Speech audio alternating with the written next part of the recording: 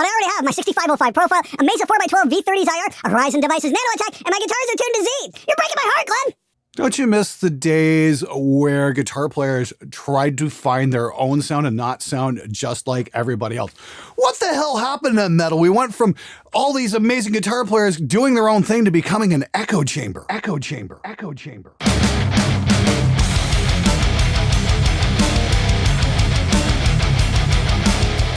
Hey everybody, how's it going? It's Thursday morning. Hopefully you're going to have an amazing day and an amazing weekend. It is episode 313 of SMG Viewers Comments. This is my weekly show where I try and answer your comments and questions to the best of my ability and pass on what knowledge I might have to you guys out there. So if you've got a cool comment or question, leave it below. I try and read every single one, and if I think it'll be used to other people as well, I'd be happy to put it on the show. Let's get right to it. Any news about Gibson wanting to send you a guitar for a honest review? I just reached out to their PR person the other day. I got a response and they've passed it on to their internal team and it's being reviewed. Their PR person seemed pretty excited. Their internal team, maybe not so much. Honestly, that email came across as maybe a little bit terse. Can't imagine why. So whether or not that's ever going to happen remains to be seen. I don't know. Maybe Gibson's not really down for a truly honest review.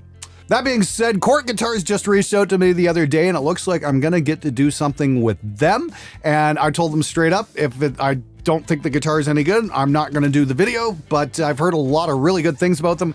And I know a lot of popular guitar brands these days are all coming out of the Court factory with their own custom badges. I mean, like, it just happens in manufacturing. When I was at Chrysler, we did the Volkswagen Rutan and we did the Lancias as well. I was the diesel guy. I was the guy who hooked up all the diesel systems for those. No, I did not install any cheat boxes. That I can truthfully say. Anyway, I'm kind of excited to get to do a video with Court. I mean, back in the 80s, it was a brand that was kind of, you know, bargain basement a little bit, but I know they've stepped up their quality an awful lot over the last 10 years or so. So yeah, looking forward to that video. I'll keep you guys posted. Hey Glenn, a few months ago, Sound on Sound released a video, Bad Musicians Need Good Engineers, that's all about the problem of getting decent recordings out of unskilled local bands. It has several interesting tips, but the most unorthodox one is to, if possible, record the band, or at least part of the band, like the rhythm section, live as a group, rather than ask to record individually to a click track. The reasoning behind this is that, yes, it's harder to mix, but first thing is, something they're far more used to because that's how they play during rehearsals, and the second, you can fit more attempts into the allotted time, increasing the chance you'll get a good take. What do you think about it? I think that is absolutely spot on sound advice. Yes, it's going to make it more difficult to edit,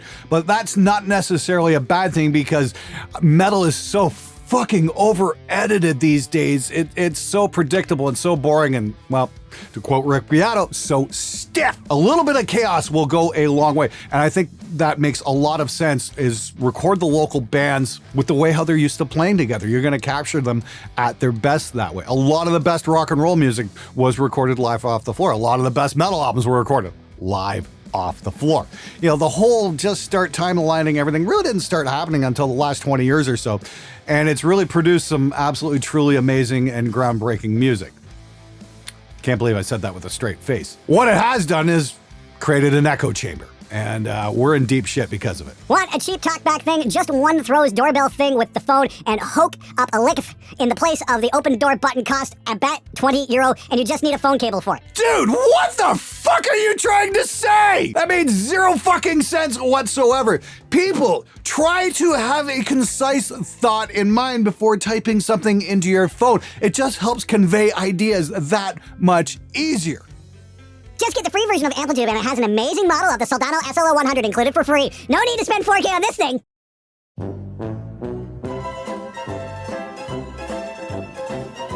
Since you do reviews of bad gear, you should do one about bad plugins. Actually, that sounds like a fantastic idea. Why didn't I think of that? Okay, you know, I'm gonna do a show on that. Here's what I want from you guys though. Why don't you tell me what are your most hated plugins? What plugins suck the most?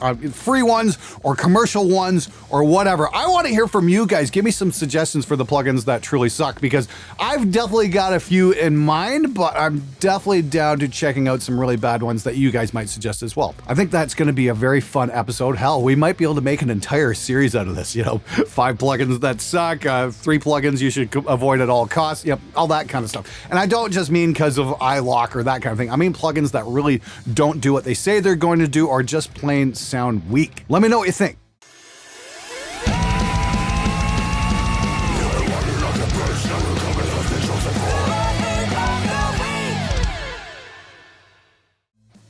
DW and give me free shit. I'm so done with him. This dude is the most entitled prick ever, lol. No wonder his view count is getting smaller and smaller. No company wants to work with you because you talk shit about every one of them whether you don't get your way. Now, that wasn't a YouTube comment, that was a Facebook comment, but because that was on my public Facebook page, hey, I'm allowed to publicly respond. That's how this works. Turns out Nick's a drummer and might be a little jealous there, and like a lot of drummers out there, kind of missed the subtle metaphor and underpinnings of what my post was about not working with DW anymore. Well, that's the thing. I've never officially worked with DW. I've just got them millions and millions and millions of views about recording drums, and they've been featured on this show countless times since 2014. Here's the thing that's kind of disappointing is I know there's a lot of good people at DW who watch the show and enjoy it, and we approached them a couple years ago about doing something, and upper management was just like, nope, no thanks. So the whole point about moving on from DW and working with a different company is this, is if you're a kid out there who's a drummer and dreaming of one day maybe scoring an endorsement deal with a brand like DW, maybe think again, because even if you get them millions and millions and millions of views on YouTube, chances are they're just not going to bother because, hey, they're DW and they're already comfortable with who they're working with. And that's their prerogative. That's totally fine. But like I said, after beating my head against a wall there, I'm like, you know what? I think it's time to move on. And I'm more than happy to announce that I'm going to be featuring a lot of Pearl stuff on the show from this point forward because they're really cool people and yeah, they want to be involved with the show. So my new series on recording drums is going to be coming out over the next few weeks over the course of the summer. And I'm really looking forward to doing it because I've definitely learned a lot in the last 5 or 6 years since I started doing how to record heavy drums. And I want to integrate a lot of the new techniques into this series and maybe go just a little bit more in depth as well. Instead of having like a little 5-minute tutorial, we'll do like, 15 and 20-minute videos on, snare miking techniques, kick miking techniques, all that kind of good stuff, how you combine everything. And then we'll do a whole part on how to mix them all together in one. Should be an awful lot of fun. And like I said, I'm really happy to be working with Pearl as well as Gibraltar Hardware. They've stepped up and sent me some really amazing stuff. It's definitely cleaned up a lot of floor space in my drum setup in my very small drum room, and I'm absolutely thrilled with what I've got happening in there. I'm just looking at it right now and it's like, I gotta get Cam Flurry down here and we gotta record this thing. It's just sitting there like, oh, it's gonna be so cool. Anyway, that whole series is going to be done in conjunction with Sweetwater, so I'm going to be featuring a lot of gear you can get at Sweetwater to record drums and whatnot. And there will be a bunch of affiliate links there as well. So I'm really happy to be working with all 3 of those brands. I think that's going to be absolutely amazing. It's going to be a hell of a series. So make sure you're subscribed and hit the bell so you get notified when that comes up. Because here's the thing, when I was first starting out, I was scratching my head a lot too. Like, how do we get the drums to sound good? Why do they always sound like shit? And I want to pass on what I've learned to you guys. So hopefully you're going to be on board for that. I'm looking forward to seeing you guys in those videos. Finally, yesterday, I finally experienced what you've been talking about for years. A band called me saying they wanted to record at my studio and they wanted me to also mix. Guys came in at 9 a.m. and left at 11 p.m. But we didn't need more than 1 take for each song. The guys came sober, knew their shit, and could play their instruments. Oh, the joy of mixing a stellar performance without autotune, beat detective, and samples. I've been doing this for 6 years, and this is the first time I've had fun doing it. And a big Moroccan, fuck you, Glenn. Congratulations on finally experiencing the joy of making music in your studio instead of just cleaning up dog shit. It's rare, but when it happens, it can be absolutely magical, and that's what makes this job worth it. It's happened to me a few times. It happened in 2011, it happened in 2006. One of my very first projects too, the band came in with their shit together and we just rocked the fuck out. Those are the memorable projects. Those are what makes it all worth it. And congratulations to you, man. I'm so happy for you that you could actually experience recording as a joy instead of a chore. Oh, if only we could make more records like that. Please stop swearing. I fucking promise I will fucking stop swearing whenever I figure out what the fuck swearing is.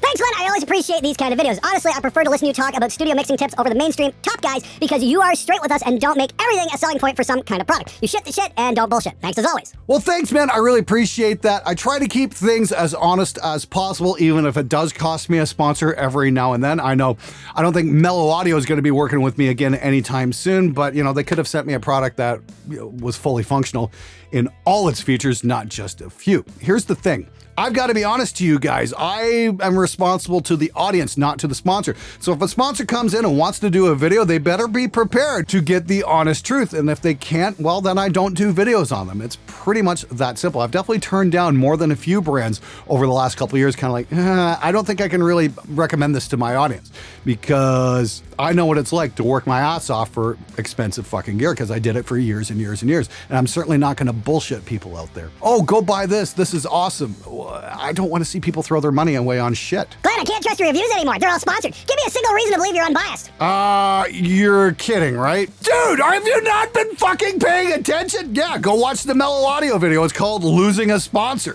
When I take a piece of gear, review it, and review it honestly. And did I not just explain the whole Gibson thing? Their PR person wants to send me a guitar. The rest of the company might not be so keen on that because I might be a little too honest for their liking. Here's the thing. I'm not gonna bullshit you guys, but I should be allowed to make a living as well. The guy that screams like a 3-year-old for no reason is whining about leaf blowers? What is it male Karen called? Ice Tech 6, apparently.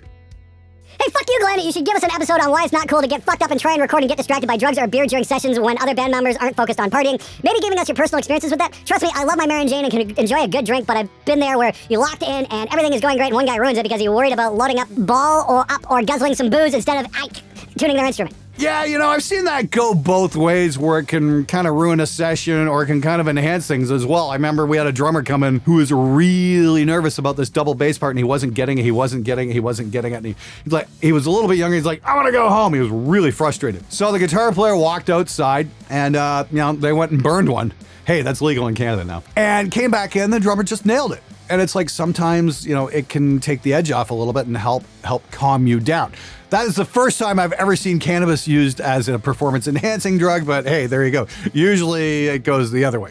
I've done vocal sessions where the guitar player, it's like doing a stoner rock band, and the guitar player just basically sat on a 4x12 with a bottle of Jack and did his vocals, and they turned out fantastic. So, a little bit of column A, a little bit of column B, a little moderation goes a long way. I mean, like, I've also had sessions in here where the guitar player got so fucking pissed, he missed the toilet and pissed all over the floor, and then I get stuck cleaning it up. Nobody ever said this job was easy. There's no one rule that works great in every single situation, but I can definitely think of a few records that probably would have sounded a lot better if the band had concentrated on making music instead of just having a good time. Hey Glenn, any chance you can do a video on how to use outboard gear such as a compressor with a DAW? I'm not sure how to run it. I'm using a normal Focusrite Scarlett. I don't know which Focusrite Scarlett you're using. Are you using a 2i2 or an 18i20? I need to be a little bit more specific there. Something like a 2i2 is going to be very difficult to use outboard gear because it's only got 2 inputs and 2 outputs, and you need more than 2 outputs to be able to route outboard gear. That's why I asked Focusrite to send me the Redline 16 back there. That's got 16 analog I/O,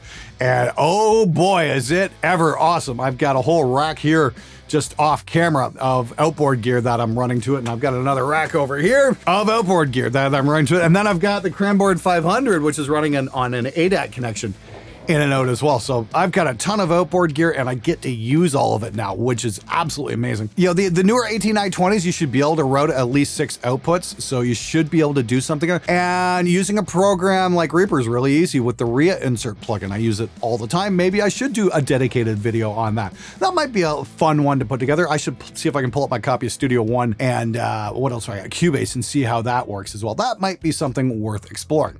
Anyway, thanks for the episode suggestion. Look for that somewhere down the road. That sounds like a fairly easy episode to do. Try that for a change. I mean, like last few months I've been doing, these 20-minute epic rant videos, and it usually just takes 2 days just to do the script. So maybe a couple of easier videos down the road might be a good idea.